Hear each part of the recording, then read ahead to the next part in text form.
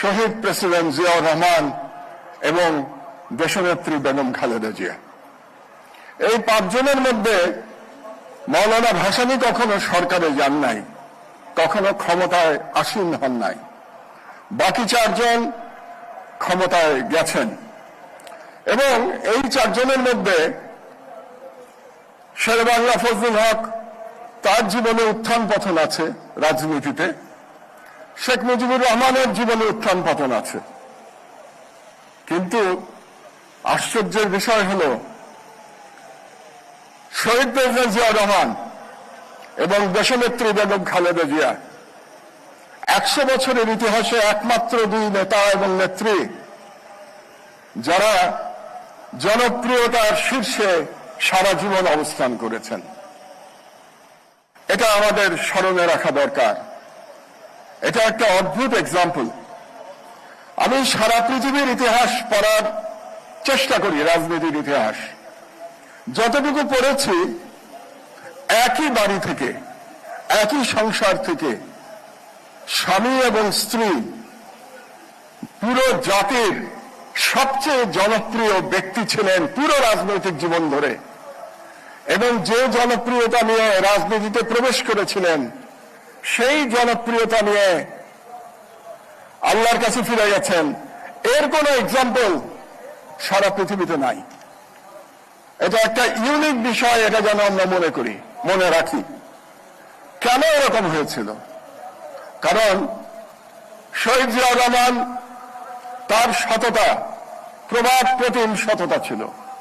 এমন সততা বিশ্ব ইতিহাসে খুঁজে পাওয়া যাবে না। এবং তার সাহসিকতা ও দেশপ্রেম অতুলনীয়। তার সেই 1971 সালের 25 মার্চ রাতের বেলা উই রিভোল্ট বলে পাকিস্তানের বিরুদ্ধে মুক্তিযুদ্ধ ঘোষণা করা, যেখানে রাজনৈতিক নেতৃত্ব ব্যর্থ হয়েছিলেন। শহীদ প্রেসিডেন্ট জিয়াউর রহমান সেদিন স্বাধীনতার ডাক না দিলে হয়তো বাংলাদেশের ইতিহাস অন্যরকম হতে পারত। দ্বিতীয়বার 1975 সালের 7 নভেম্বর যখন দেশের স্বাধীনতা আবার হুমকির সম্মুখীন হয়েছিল, সেদিন শহীদ জিয়াউর রহমান ছিলেন আবার স্বাধীনতার পতাকা নিয়ে তিনি মাঠে দাঁড়িয়েছিলেন। তিনি ন্যাশনাল ইউনিটির সিম্বলে পরিণত হয়েছিলেন। আমি তখন বুয়েটের ছাত্র ছিলাম। আমি রাজনীতি করিনি সারা জীবনে, কিন্তু আমিও সেদিন রাস্তায় নেমেছিলাম শহীদ জিয়ার জন্য। এবং শহীদ জিয়া এখানেই, তার যেখানে আমরা বক্তৃতা করছি তার খুব কাছেই তার জানাজা হয়েছিল। সেটাও বাংলাদেশের ইতিহাসের ঐতিহাসিক জানাজা ছিল। প্রতিটি মানুষ কেঁদেছিলেন সেদিন, আমার মনে আছে। একই দৃশ্য আমরা দেখেছি যেদিন দেশনেত্রী বেগম খালেদা জিয়ার জানাজা হলো। এর মধ্যেও একটা পার্থক্য আছে। জিয়াউর রহমান যেদিন মারা গেছিলেন তিনি দেশের রাষ্ট্রপতি ছিলেন, তিনি ক্ষমতায় ছিলেন। বেগম খালেদা জিয়া ক্ষমতায় ছিলেন না, কিন্তু তিনি মানুষের হৃদয়ে ছিলেন। এবং হৃদয়ে থাকার কারণেই বেগম জিয়ার জানাজায় আমরা মানুষের স্বতঃস্ফূর্ত কান্না দেখতে পেয়েছি। এবং বেগম জিয়া কেন এত জনপ্রিয় ছিলেন? তার একটা কারণ তো অবশ্যই স্বামীর মতোই তার দেশপ্রেম ছিল।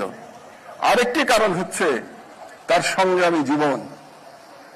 এই উপমহাদেশের 100 বছরের ইতিহাসে বেগম জিয়ার চেয়ে সংগ্রাম করেছেন গণতন্ত্রের জন্য এরকম দ্বিতীয় কোনো ব্যক্তি খুঁজে পাওয়া যাবে না।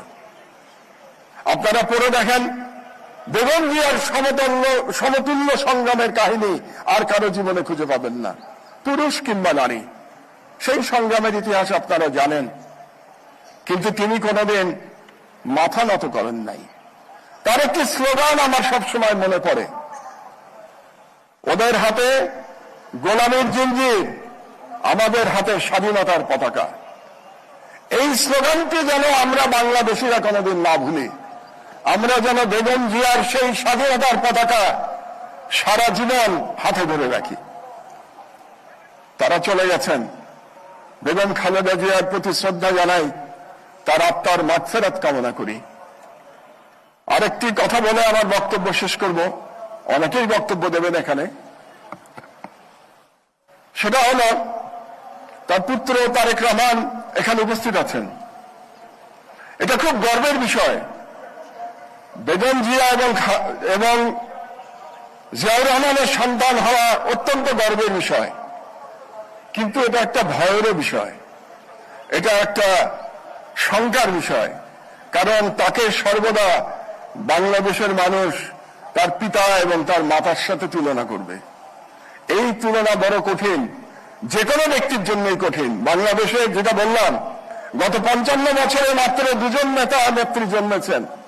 তাদের সমতুল্য হওয়া কঠিন কাজ, এবং সন্তান হলে আরো কঠিন কাজ।